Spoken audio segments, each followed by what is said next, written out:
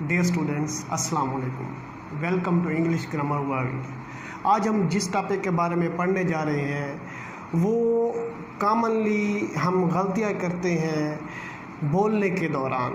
आज हमारा जो टॉपिक है वो है common mistakes while speaking. English बोलने के दौरान हमसे जो गलतियां होती हैं आज उनके बारे में हम देखने जा रहे हैं। डेली कन्वर्सेशन में, रोज़मर्रा ज़िंदगी में हम बहुत सी गलतियां करते हैं।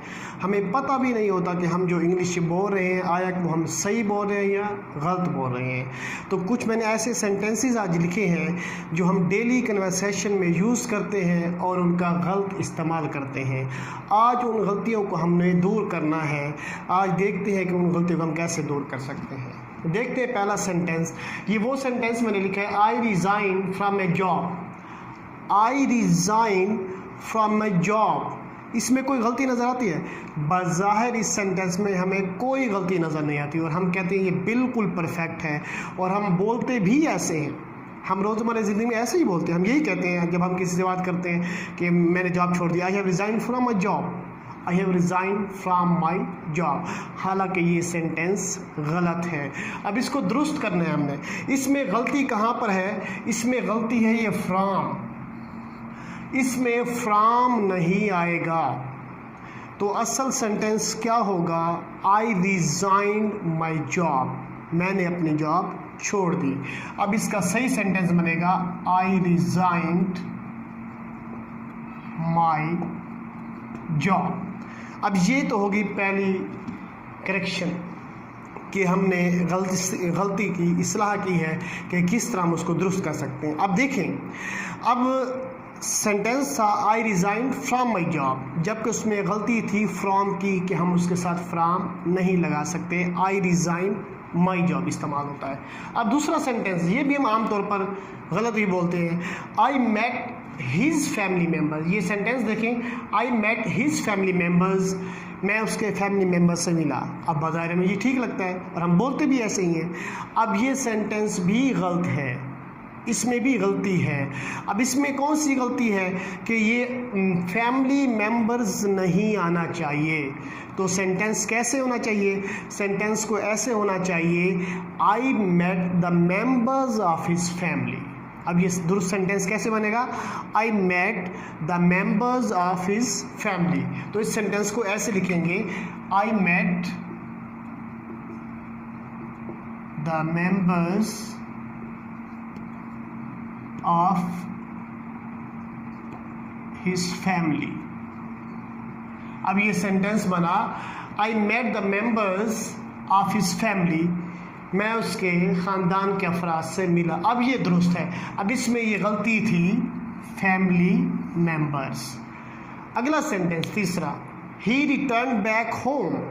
ही रिटर्न बैक होम, वो घर वापस आया। ही रिटर्न बैक, और आम तौर पर हम यूज़ कर जाते हैं, जबकि रिटर्न का मतलब भी वापस आना होता है और बैक का मतलब भी वापस होता है।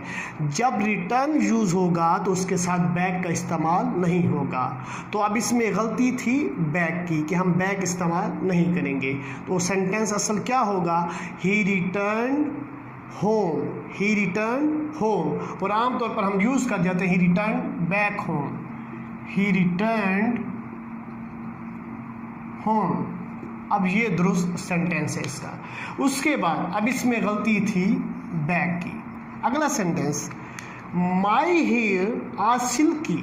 माई hair are silky, my hair are silky, मेरे बाल सिल्की है। अब इसमें भी ये भी हम आमतौर पर यूज़ करते हैं। माई हेयर जब बाल अनकाउंटेबल हो, यानी गिने ना जा सकते हों, तो उसके साथ वर्ड तो हेयर इस्तेमाल होता है, लेकिन उसके साथ हमेशा हेल्पिंग वर्ब सिंगुलर इस्तेमाल होगा, यानी इज़ का इस्तेमाल हम यहाँ पे करेंगे। यानी आर की जगह क्या आएगा? इज़ आएगा। तो सेंटेंस बनेगा, माई हेयर इज़ सिल्की। अब मेरी बात को ज़रा गौर से सुनिए, यहाँ पे हेल्पिंग वर्ब की गलती थी, माई हेयर इज़ सिल्की। अब मेरी बात को ज़रा गौर से सुने कि असल जो बात मैं कहने वाला हूँ वो ये है कि जब बाल हो काउंटेबल, यानी 2 बालों की अगर बात की गई हो, ठीक है, वाइट है 2 बार। माई 2 हेयर्स, वहाँ पे हेयर्स आएगा और उसके साथ हेल्पिंग वर्ब जमा आएगा। My 2 hairs are white, my 2 hairs are white, उसके साथ हेयर्स इस्तेमाल होगा और हेल्पिंग वर्ब जमा आएगा। Do you have some books, do you have some books, अब ये सेंटेंस है do you have some books, क्या आपके पास कुछ किताबें हैं। बाज़ार में दुरुस्त लगता है कि हम जो बोल रहे हैं बोलने वो हमें दुरुस्त लग रहा है, लेकिन हम गलत बोल रहे हैं उसको। तो जब नेगेटिव या इंट्रोगेटिव सेंटेंस हो, जब भी हम नेगेटिव या इंट्रोगेटिव को सेंटेंस बोलने लगे तो उसके अंदर सम की जगह एनी का इस्तेमाल किया जाता है। क्या इस्तेमाल करते हैं? सम की जगह एनी। तो हम यहाँ पर सम इस्तेमाल नहीं करेंगे, तो ये बनेगा do you have any books, do you have any books, do you have any books। अब ये मैंने यहाँ पे सम की जगह एन इस्तेमाल किया। याद रखें, बात माइंड में रखें, जब भी आप कोई ऐसा सेंटेंस बोलने जा रहे हैं जो नेगेटिव में है या फिर इंट्रोगेटिव में, आप किसी से सवाल पूछ रहे हैं कि क्या आपके पास कुछ किताबें हैं, do you have any books, आप वहाँ पे do you have some books इस्तेमाल नहीं करेंगे। उसके बाद अगला सेंटेंस है there is no place in this room. There is, ये सेंटेंस देखें, there is no place in this room, there is no place in this room, इस रूम में कोई जगह नहीं है, इस कमरे के अंदर कोई जगह नहीं है। दुरुस्त लगता है, कोई गलती नज़र नहीं आती कि ये सेंटेंस तो बिल्कुल ठीक है, इसमें कोई गलती नहीं, बाज़ाहिर इसमें कोई गलती भी नहीं है, लेकिन इस सेंटेंस में भी गलती मौजूद है। वो गलती कहाँ पे है? ये प्लेस नहीं आएगा यहाँ पे। जब भी हम किसी खाली जगह की बात करेंगे, चाहे वो मतलब है किसी कमरे के अंदर हो, किसी क्लासरूम के अंदर हो, या मतलब है किसी और प्लेस पे हो, तो उसके लिए जो हम इस्तेमाल करेंगे वो वर्ड प्लेस नहीं आएगा, बल्कि अगर होटल की बात करें वहाँ भी ऐसे होगा, तो वहाँ पे प्लेस नहीं बल्कि रूम आएगा। तो ये सेंटेंस किस तरह बनेगा?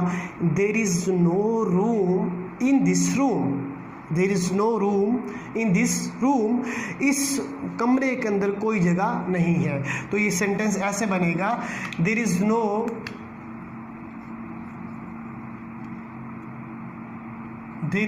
Room in this room, there is no room in, अब इसमें प्लेस की जगह मैंने रूम इस्तेमाल किया। उसके बाद will you give your exam, अब will you give your exam, ये आमतौर पर हम बोल जाते हैं, अपने दोस्तों के साथ बोलते हैं कि will you give your exams, क्या तुम अपने इम्तिहानात दोगे। अब इसमें भी हमें कोई गलती नज़र नहीं आती, जबकि ये गलत है। अब अगर आप एग्ज़ाम दे रहे हैं, जब स्टूडेंट एग्ज़ाम देते हैं उसके लिए होता है टेक, और टीचर जो एग्ज़ाम लेता है उसके लिए होता है गिव। टीचर जब एग्ज़ाम लेगा उसके लिए गिव आएगा, और जब स्टूडेंट इम्तिहान देगा उसके लिए टेक इस्तेमाल होगा। तो यहाँ पे हम इस्तेमाल करेंगे will you take your exams, क्या आएगा इसमें? गिव की जगह टेक आएगा, will you take your exams. अब इसमें गलती ये है कि हमने गिव की जगह टेक लगाना है, will you take your exams.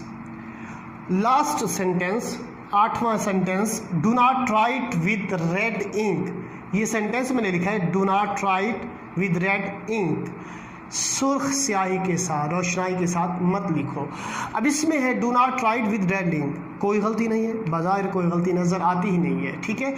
जब हम इंक की बात कर रहे हैं, do not write with red ink, तो इंक के साथ जब लिख रहे हैं तो उसके साथ इंक की वजह से हम राइट इन लगाएंगे, डू नॉट राइट इन।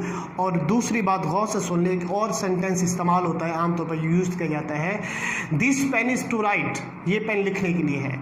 और राइट पेन की वजह से राइट के साथ विद आएगा, ये याद रखें, माइंड में रखें ये बात। अगर इंक के साथ लिखा जा रहा है, जब इंक की बात होगी तो राइट के साथ इन प्रीपोजिशन आएगा। जब हम पेन की बात करेंगे तो पेन के साथ राइट के साथ विद का हम इस्तेमाल करेंगे। This ink is to write in, this ink is to write in, तो हमने इंक की वजह से राइट के साथ इन लगाया। और this pen is to write, अगर पेन की बात की जा रही है, this pen is to write with, pen की वजह से राइट के साथ विद आएगा और इंक की वजह से राइट के साथ इन आएगा। अब इस सेंटेंस को कैसे लिखेंगे, डू नॉट राइट